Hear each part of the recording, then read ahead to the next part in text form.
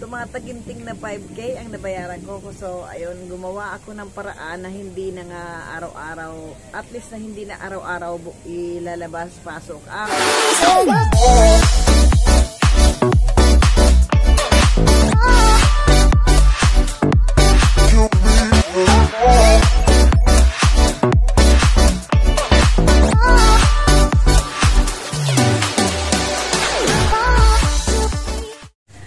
Hello guys, good morning. Ayan, at guys, ayun o, may magandang dilag. And guys, ako ay may isi-share sa inyo ang aking nasaan yung kasama ko? Nasaan na si ano? Ang aking pinagawang guys, ito. Ayan, bago na ang aking lagayan ng items dito sa labas. Kasi ito guys, yung dati yung red ay nakadisgrasya kami ng isang motor dito sa katabi namin. So, parang napubya na ako. So, kaya nagpagawa na ako ng ganito. At ito guys, ito ngayon ang aking items. Ayan guys, o ayan. Magaan na ito, magaan na. Wala na yung malaking malaking tabla dito. At mas gumanda siya siyempre. Ayan. At ito pa rin yung aking mga pang-retail dito. And then, ito rin, nilipat ko din. Ito rin nilipat ko yung ko dito. Yung lagayan ko. At yan pa rin yung mga baba.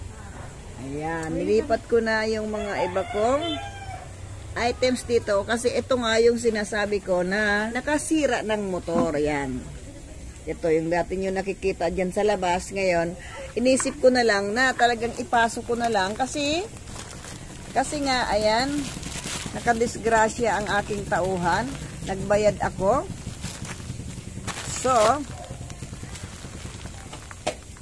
kaya gumawa ako ng paraan guys na dito ko na ito ilagay at least hindi na siya hahatakin, ipapasok, ilabas araw-araw.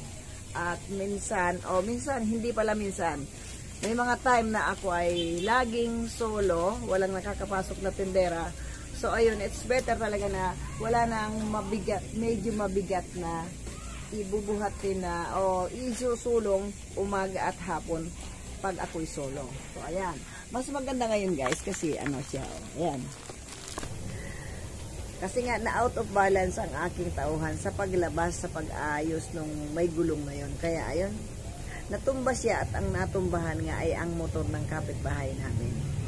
So ayun, nagalit siyempre may-ari, pero siyempre kinausap ko na lang na maayos at yun nga sabi sa amin magbayad kami ng 5K. Gusto nga yung bago ay nagkaroon na lang kami ng kasunduan na 5K na ang ibayad. Hindi na ako nakatawad. Dapat ay 3,000 daw sabi ng iba, pero okay na lang din at least nang matapos na ang problema. Nagbayad ako na 5K at sa akin ay 3,000. Sa aking tauhan na nakadisgrasya ay 2K. Kung ututuusin, kawawa naman talaga siya at ako nando naman yung puso ko na kaya lang ako ay medyo ngayon kahit nagkasabay-sabay ang aking bayarin. Kaya ako ay nagpatulong sa kanya ng pag-charge sa binayaran na yon. Kaya ingat-ingat lang sa ang iba dyan, ingat-ingat lang sa pagtrabaho. O yung mga, kahit nga tayo namamasyal sa mga grocery o hindi man tayo bumibili, nagsishopping tayo sa sa mall, ay pag tayo ay nakadisgrasya, babayaran din natin yun. So ganun lang yun, di ba? Hindi man natin napakinabangan yung atin na disgrasya ay babayaran din natin yan. Kasi, siyempre, na-disgrasya natin. Kaya, ingat-ingat lang. Naka-permanente na siya. And then, napuno ko pa ng i-display. Oh, ayan. Hindi na yung nakasabit kung saan-saan yung aking mga items na mga pang-retail. Ayan, yung mga pang-20 ko. May 21. Ayan. Ayan, pag may namimili ang tao, yan, may natatanggal. At least ngayon, organized na yung mga pang-retail ko. Even meron sa labas na konti, pero hindi na ganun kaakalat. At ayan ang aking angel ngayon. Ito yung mga toys na, ano, ayan. Stop, no. Tray toys, I mean. Ayan. Ayan. At ito yung mga bago kong mga dating na mga items. Ayan. Si Jessa Saragosa, yung mga artistahin ng aking mga, yung mga tauhan ko. Ayan. Ito yung balon. At ito guys, ayan. Ayan yung mga bagong mga items na bagong deliver sa akin. Ayan, mukha siyang Yakult. Ayan yung mga lollipop. At least dito nga pala, ayan, naka-organize na. Nandito yung lollipop, ando ng spray, mga spray candies. At binukod ko na rin nga pala ang 21 and 22. Ito, yan. Kasi dito dati ay may istante. May istante na pinaalis ko. Ayan guys, yung mga bago ko, mga ano, ayan ang kamay na. Ayan guys, ganito ang kamay ko nga araw-araw o ang dumi kung ano-anong dinadampot ko. At nililinis kahit may tauhan ako, ay ako hindi masyadong asa sa tauhan ko. Ayan ngayon ang mga stock ko lang guys. At siyempre, ang iba sa aking bodega na bahay. Ayan. Ayan guys, ito yung ano, magandang candy. O, bago siya. Bago siya guys. Ito. Ayan. Kaya lang medyo mataas. Medyo siya mataas ang presyo. Kasi kuha ko lang sa deliver. Ayan. Bili na kung sino ang malapit dito sa akin. Dito po ako sa Bagong Silang. At ito yung mga yan, bagong packing ng Puppy Bones. Ayan ang ice cream. At yung iba naman dati pa, pero syempre bagong deliver yan.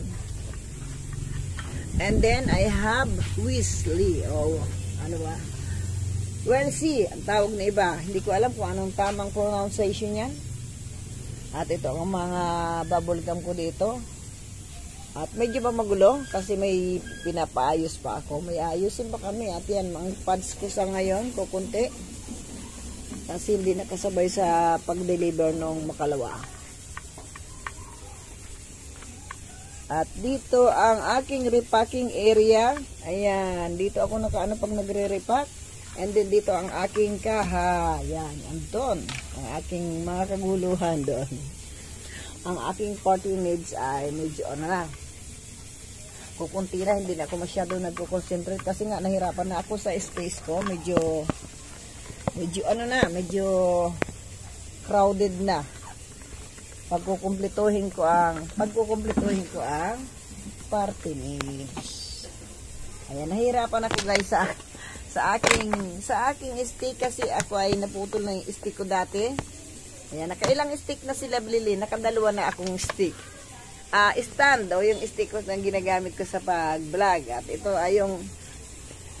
naman ay matibay, hindi ito mapuputol. Kaya nga lang hindi ito yung pang-vlog talaga na ano. Ito yung may pang sa kama o sa bahay lang. Sa pang table. So ito ang nagagamit ko. Yan, kukunti pa ang aking ngayong mga cotton candies. Sino dyan ang malapit dito sa akin ay pwede na kayong mamili, mamakyaw sa akin. O, ayan, umikot pa. Ang kulit, umikot pa. Ayan, ito guys, bago nga pala. Bagong dating, pero ito dati na rin. Ayan. Tinawanan ako ng tauhan ko kasi bumaliktad ang camera. Ayan. So, ayan guys, ang aking stock sa ngayon. Thank you for watching guys. Dapat pala ganito Ayan tingnan mo, baliktad Ayan guys, ayan. Struggle talaga. Ayan guys. Yan lang ang mag-picture ko sa video na ito. Dahil may struggle na nangyayari sa aking stand. Ayan. Nahihirapan ako. See you on my next video, guys. Thank you for watching. Maingay dito, guys. Ayan, daanan nga ito ng mga sasakyan. Motor, tricycle. Ingat po tayo. Umuulan ngayon.